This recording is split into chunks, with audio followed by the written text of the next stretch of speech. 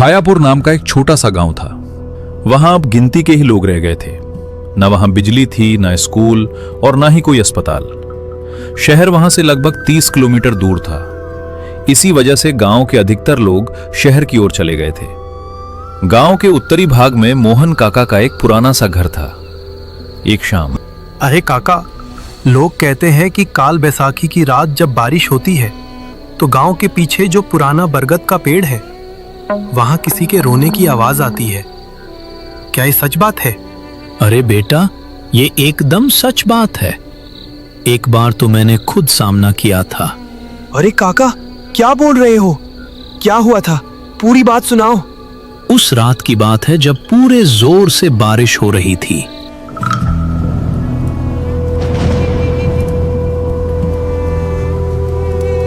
शाम के 7 बज रहे थे। चारों तरफ मूसलधार बारिश हो रही थी। अरविंद की नई नई शादी हुई थी। उसकी पत्नी को हिल्सा मछली बहुत पसंद थी, इसलिए अरविंद हिल्सा मछली खरीदने के लिए बाजार आया था और लौटते लौटते शाम हो गई। आज शाम से मूसलाधार बारिश हो रही है। बारिश रुकने का कोई भी संकेत दिखाई नहीं दे रहा। पता नहीं ये बारिश कब रुकेगी और मैं कब घर पहुंच पाऊंगा। घर पर मेरी नई पत्नी मेरा इंतजार कर रही है। इतनी देर तक घर नहीं लौटने की वजह से वो जरूर बहुत चिंतित हो रही होगी। क्या हुआ अरविंद? इतने गंभीर होकर क्या सोच रहे हो? कुछ नहीं दादा। अरे, ऐसा कुछ नहीं कह देने से क्या होगा? वो उम्र मैं भी पार कर चुका हूं। जरूर तुम अपनी नई पत्नी के बारे में सोच रहे हो, इसलिए तूफान और बारिश के दिन बाजार आना ठीक नहीं होता, है ना? बैसाख महीना खत्म होने वाला है, लेकिन अभी तक हिल्सा मछली नहीं खाई।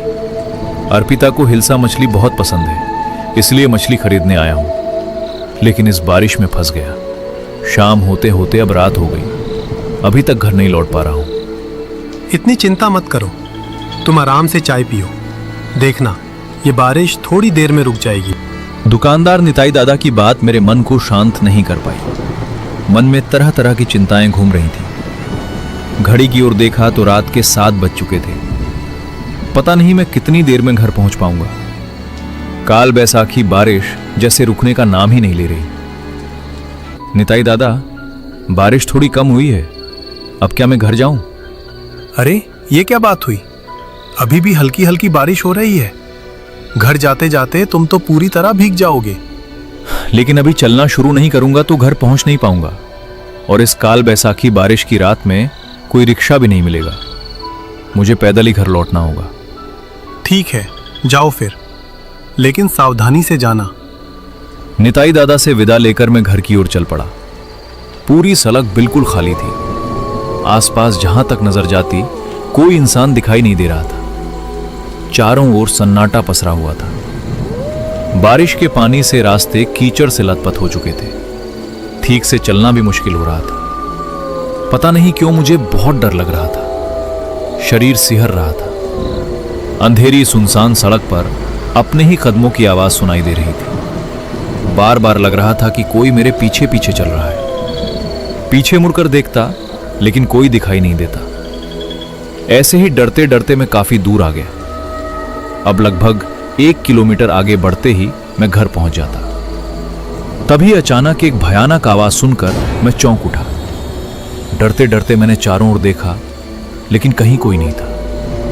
तभी अचानक तेज बारिश शुरू हो गई। मैं पूरी तरह भीगने लगा। बारिश से बचने के लिए दौड़कर मैं हमारे गांव के पुराने बरगद के पेड़ के नीचे शरण लेने लगा। बड़े बड़े बूंदों में मूसलाधार बारिश हो रही थी। पता नहीं ये बारिश कब रुकेगी और मैं कब घर पहुंच पाऊंगा। अगर मेरे पास छाता होता तो शायद ये परेशानी नहीं होती। बरगद के पेड़ के नीचे मैं काफी देर तक खड़ा रहा। घड़ी देखी तो रात के 10 बजे बज चुके थे, लेकिन ये काल बैसाखी बारिश रुकने का नाम नहीं ले रही थी। ऐसे सुनसान स्थान पर अकेले खड़े रहना मुझे डरावना लग रहा था। मुझे ऐसा लग रहा था कि बारिश के साथ कोई अजीब सी आवाज मेरे कानों में आ रही है। मैंने ध्यान लगाकर सुनने की कोशिश की। मैं बहुत हैरान हो गया। क्या अजीब बात है। बचपन से मैं इसी रास्ते से आता जाता हूं। लगभग रोज ही बाजार जाता हूं, लेकिन इससे पहले कभी इस झोंपड़ी को नहीं देखा। आज अचानक ये झोपड़ी यहां कहां से आ गई? ये कैसे संभव है? यहां कौन रहता है और रो कौन रहा है? मुझे अपनी आंखों पर विश्वास नहीं हो रहा था। ऐसा लग रहा था जैसे मैं जागते जागते सपना देख रहा हूं। मैं और भी हैरान तब हुआ जब देखा कि बाहर इतनी बारिश हो रही है लेकिन झोपड़ी बिल्कुल सूखी है। काल बैसाखी बारिश की बड़ी बड़ी बूंदें भी उसे भिगो नहीं पा रही थी। ये तो किसी लड़की के रोने की आवाज लग रही है, लेकिन यहां तो मेरे अलावा कोई नहीं है। तो रो कौन रहा है? लड़की के रोने की करुण आवाज हवा में घुलकर पूरे इलाके को हिला रही थी। मुझे उस पर बहुत दया आ रही थी। जरूर वो किसी मुसीबत में है। मुझे उसकी मदद करनी चाहिए। मैं झोपड़ी के पास गया, लेकिन क्या अजीब, मैं पूरी तरह भीग चुका था लेकिन झोपड़ी बिल्कुल सूखी थी। जैसे ही मैं दरवाजे के सामने पहुंचा, रोने की आवाज बंद हो गई और अंदर से एक कर्कश आवाज आई। मैं डर से चौंक गया। मुझे देखे बिना उसने मेरी मौजूदगी कैसे महसूस की, ये मैं नहीं जानता। मैं थोड़ा घबरा गया। तभी वो लड़की फिर कर्कश आवाज में बोली, क्या हुआ? बोल क्यों नहीं रहे? दरवाजा खोलिए, अंदर कौन रो रहा है? क्या समस्या है, मुझे बताइए, मैं मदद करूंगा। तुम्हारी मदद की कोई जरूरत नहीं है। यहाँ से चले जाओ, मुझे परेशान मत करो। उसकी कर्कश आवाज सुनकर मुझ में वहां खड़े रहने की हिम्मत नहीं रही। मैं वापस बरगद के पेड़ के नीचे आकर खड़ा हो गया। आज मुझे बहुत डर लग रहा था। शरीर में सिहरन दौड़ रही थी। ऐसा एहसास पहले कभी नहीं हुआ था। उधर बारिश भी नहीं रुक रही थी और मैं घर भी नहीं जा पा रहा था। जैसे ही मैं पेड़ के नीचे आया, लड़की फिर रोने लगी। इस बार उसकी आवाज पहले से भी ज्यादा दर्दनाक और भयानक थी। उसका रोना मेरे दिल को चीर रहा था। मैं और वहां खड़ा नहीं रह सका। मैं फिर झोपड़ी की ओर बढ़ा। जैसे ही दरवाजे के सामने पहुंचा, आवाज बंद हो गई और पहले से भी ज्यादा कर्कश स्वर में बोली, फिर क्यों आए हो? यहाँ से चले जाओ। इतनी दर्द भरी तरह से क्यों रो रही हो? क्या हुआ? बार बार मुझे परेशान क्यों कर रहे हो? मैंने तुम्हें जाने के लिए कहा है। कृपया दरवाजा खोल दीजिए, बाहर बहुत बारिश हो रही है। मैं पूरी तरह भीग चुका हूं। अगर आप मुझे अंदर आने दें तो मेरी बहुत मदद होगी। बारिश रुकते ही मैं अपने घर चला जाऊंगा।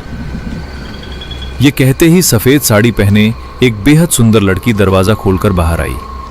उसकी बड़ी बड़ी आंखें और लंबे रेशमी बाल देखकर मैं मंत्रमुग्ध होकर उसे देखने लगा। कोई इंसान इतना सुंदर भी हो सकता है, ये मैंने कभी सोचा भी नहीं था। क्या हुआ? ऐसे मुंह खोलकर क्यों देख रहे हो? नहीं, मेरा मतलब, अभी तक रो कौन रहा था? मैं, और कौन होगा? उसकी बात सुनकर मैं हैरान रह गया, क्योंकि उसे देखकर बिल्कुल नहीं लग रहा था कि वो इतनी देर से रो रही थी। मैं हिचकिचाते हुए बोला, आप रो क्यों रही थी? उन्होंने मेरे पिता को मार डाला। उन्होंने? कौन? किसने आपके पिता को मारा? इतने सवाल क्यों पूछ रहे हो? अंदर आना है या मैं दरवाजा बंद कर दूं? चलो अंदर चलते हैं। मैं उसके साथ झोपड़ी के अंदर गया। अंदर सब कुछ अस्त व्यस्त था। सामान इधर उधर बिखरा हुआ था, जैसे अभी अभी डाकुओं ने लूटपाट की हो। मैं एक कोने में बैठ गया। मुझे बहुत प्यास लगी थी। क्या आप मुझे एक गिलास पानी दे सकती हैं? लड़की बिना कुछ कहे पानी ले आई। मैंने एक ही सांस में पूरा पानी पी लिया। फिर गिलास लौटाते हुए कहा, अगर आप बुरा ना माने तो एक बात पूछूं? क्या बात? मैंने एक अजीब चीज देखी। शाम से बारिश हो रही है, सारी सड़कें भीग चुकी हैं, लेकिन ये घर बिल्कुल सूखा है। ऐसा क्यों? लड़की बिना जवाब दिए गिलास रखने चली गई। मैंने उसे पुकार कर कहा, एक बात बताइए, आप सफेद साड़ी क्यों पहने हुए हैं? क्योंकि यही मेरा पहनावा है। उसका जवाब सुनकर मैं और भी हैरान हो गया। मेरे मन में बेचैनी बढ़ती जा रही थी। लगा जैसे मैं किसी मुसीबत में फंसने वाला हूं। थोड़ी देर चुप रहा, फिर पूछा, मैं रोज इस रास्ते से आता जाता हूं, लेकिन ये घर पहले कभी नहीं देखा। आप लोग यहां कब से रह रहे हैं? इतने सवाल क्यों कर रहे हो? बार बार परेशान क्यों कर रहे हो? इतना कहकर लड़की गुस्से में मेरी ओर देखने लगी। मैं डर से कांप उठा। उसकी आंखों से खून बह रहा था। उसके दांत बाहर निकल आए थे। पूरे शरीर पर यातना के निशान थे। मैं समझ गया वो इंसान नहीं, एक भयानक प्रेतात्मा है। डर से मेरा शरीर सुन्न पड़ गया। आंखें फटी रह गईं, हाथ पैर कांपने लगे। मैं चीखते हुए भागने की कोशिश करने लगा, लेकिन अजीब बात, मुझे बाहर जाने का कोई दरवाजा नहीं मिला। कहाँ भागेगा? तेरे बचने का कोई रास्ता नहीं है। मैं पागलों की तरह इधर उधर भाग रहा था और वो डरावनी हंसी हंस रही थी। मेरा दिल जोर जोर से धड़क रहा था। गला सूख गया था। डर के मारे हालत खराब थी। हिम्मत करके मैं उसके सामने मुड़ा और रोते हुए बोला, मुझे मत मारो, मैंने तुम्हारा कोई नुकसान नहीं किया। मैं गलती से यहां आ गया, कृपया मुझे छोड़ दो। चुप हो जा। तुम लोगों की वजह से मैं इस तूफानी रात में चैन से रो भी नहीं सकती। एक बार तुम लोगों ने मुझे और मेरे पिता को मार ही डाला, अब मुझे रोने भी नहीं दोगे? तुम इंसानों को कोई माफी नहीं, कोई माफी नहीं। ये कहकर वो मेरी ओर बढ़ी जैसे मेरा गला दबाने वाली हो। डर से मेरा शरीर कांप उठा, सिर घूमने लगा, आंखों के सामने अंधेरा छा गया। फिर मुझे कुछ याद नहीं। अरविंद, तुम इस बरगद के नीचे क्यों आए थे और बेहोश क्यों हो गए? क्या हुआ था? मैंने दादा को पिछली रात की पूरी घटना बताई। सब सुनकर दादा बोले, कई साल पहले यहाँ एक आदमी अपनी सुंदर बेटी के साथ रहता था। एक तूफानी रात डाकू आए। उन्होंने उसके पिता की हत्या कर दी और लड़की को भी मार डाला। तब से कभी कभी बारिश की रातों में वो झोपड़ी दिखाई देती है और लड़की के रोने की आवाज सुनाई देती है। जो भी उसे परेशान करता है वो जीवित नहीं लौटता। तुम्हारी किस्मत अच्छी थी कि तुम बच गए। दादा की बात सुनकर मेरा शरीर सिहर उठा। मैंने मन ही मन भगवान का धन्यवाद किया और घर लौट आया। उस दिन के बाद मैंने कभी भी बारिश की रात में घर से बाहर कदम नहीं रखा। काका, और एक किस्सा सुनाओ ना। वैसे भी अभी 7 बज रहे हैं। ओह, और एक किस्सा सुनना है तो सुनो। अली घाटी नाम का एक छोटा सा गांव के बीचों बीच जमींदार की एक बहुत बड़ी हवेली थी। गांव में उस हवेली को लेकर तरह तरह की चर्चाएं होती थीं। शाम होते ही लोग अपने अपने घरों के अंदर छिपकर बैठ जाते थे। और तो और कुत्ते भी उस हवेली की तरफ देखकर भौंकते नहीं थे। एक शाम, बेटा चिंटू, अरे ओ बेटा चिंटू, कहाँ है बेटा? आई माँ जी। अरे बेटा, शाम होने को है, चल जल्दी घर के अंदर चल। भूपेंद्र काका के घर के अंदर। अरे काका, ये कैसा नियम है? शाम होते ही सब अपने अपने घर में छिप जाते हैं, क्या ये करना जरूरी है? हाँ काका, और जो भी इस नियम को तोड़कर बाहर जाता है वो सुबह तक गायब हो जाता है। अरे बच्चों, कुछ नियमों को मानने में ही हमारी भलाई है। तुम लोग नहीं जानते 50 साल पहले यहाँ क्या हुआ था, इसलिए ऐसी बातें कर रहे हो। काका, क्या हुआ था? काका ने घबराकर दरवाजे की तरफ देखा और जांच लिया कि वो ठीक से बंद है या नहीं। सुनो, मैं तुम्हें बताता हूँ कि 50 साल पहले इस हवेली में क्या हुआ था। अर्जुन और शंकर ठाकुर बाड़ी के उस भारी लोहे के गेट के सामने टॉर्च लिए खड़े हैं। उस्ताद, ये जगह कुछ ठीक नहीं लग रही। सुना है इस ठाकुर बड़ी में रात के 12 बजे के बाद लोगों की कटे हुए सर वाली लाशें घूमती हैं, और हम यहाँ इस हवेली में लकड़ी काटने आए हैं। तू क्या सारी जिंदगी लोगों की बातों और किस्से कहानियों पर ही ध्यान देगा? सेठ ने खबर दी है कि इस हवेली के आनंद महल में एक विशाल शीशम का पेड़ है। वो पेड़ छत फाड़कर आकाश की तरफ निकल गया है। उस पेड़ की लकड़ी की कीमत इतनी है कि तेरी 14 पीढ़ियां बैठकर खाएंगी। चुपचाप चल। अर्जुन बहादुर था, लेकिन इस गेट को पार करते वक्त उसका दिल बैठ गया। गेट के पिलर पर एक पुराना साइन बोर्ड लटक रहा है, जिस पर धुंधला सा लिखा है, प्रवेश निषेध, आदेशानुसार राय बहादुर। लिखावट लाल रंग की है, लेकिन ऐसा लग रहा है जैसे खून के धब्बे सूख गए हों। अर्जुन और शंकर हवेली के अंदर दाखिल हुए। छत टूट चुकी है और एक विशाल शीशम का पेड़ फर्श को चीर कर ऊपर निकल गया है। पेड़ का तना अजीब तरह से मोटा और काले लाल रंग का है। कमरे के चारों तरफ टूटे हुए झाड़ फानूस और पुराना फर्नीचर बिखरा पड़ा है।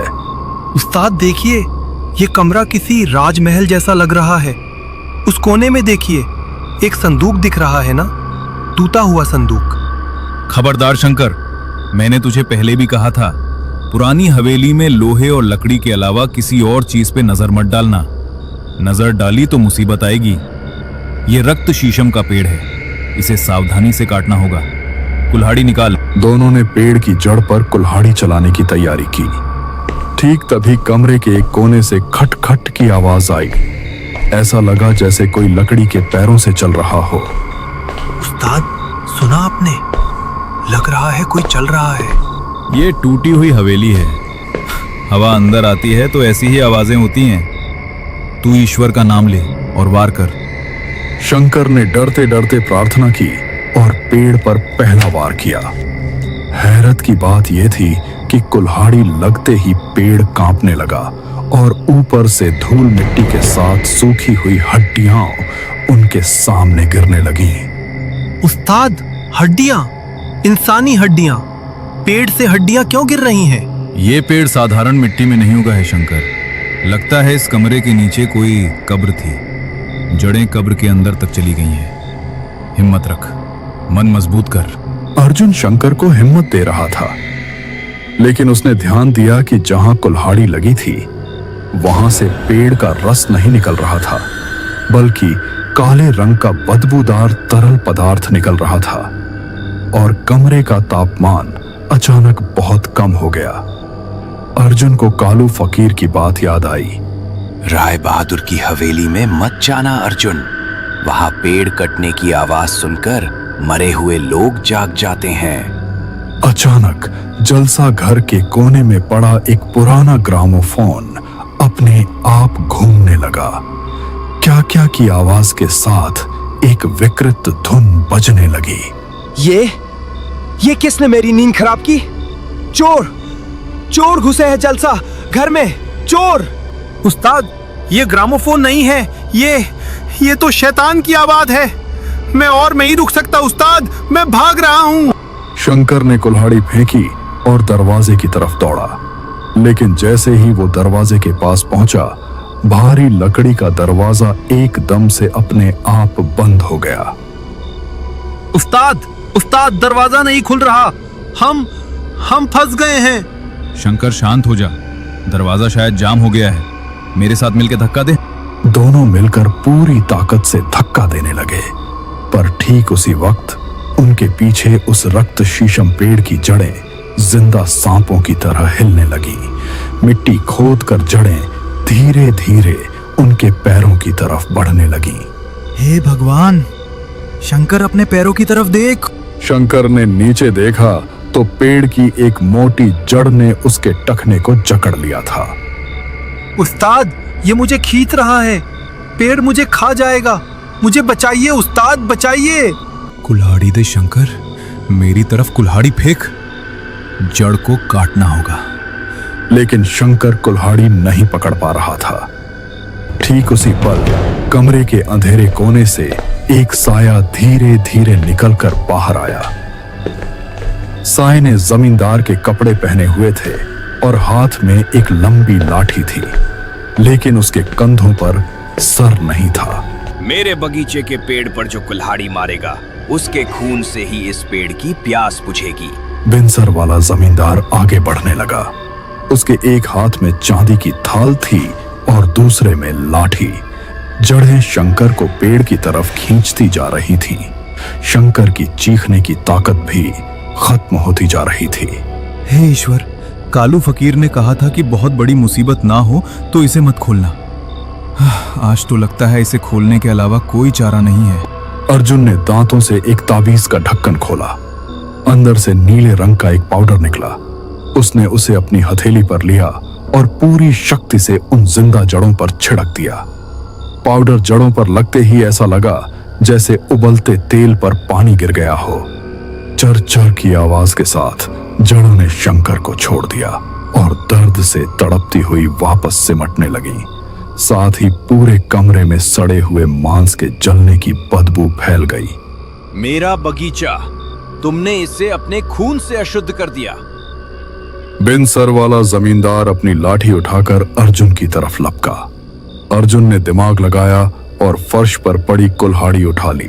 शंकर भाग, सीढ़ियों की तरफ चल, इस छत से कूदना होगा।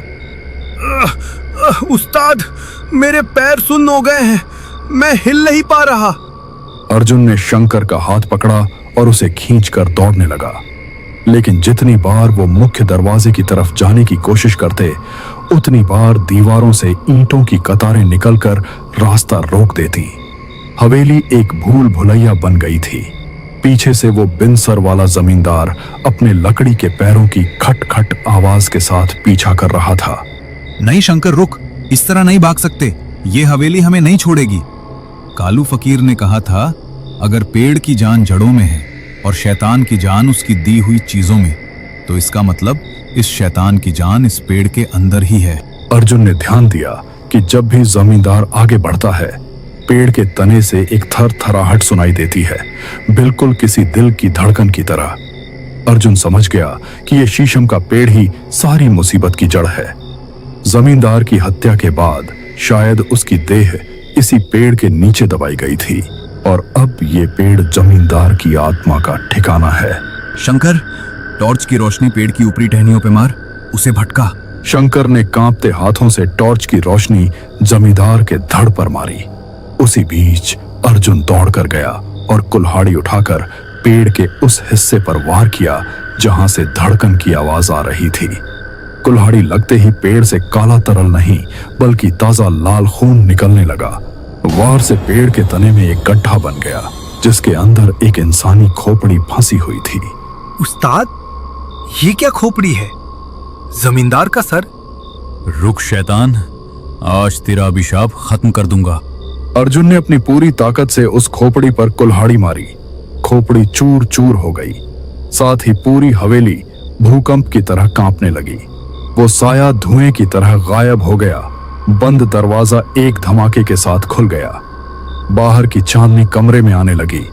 अर्जुन और शंकर किसी तरह लड़खड़ाते हुए हवेली से बाहर निकले।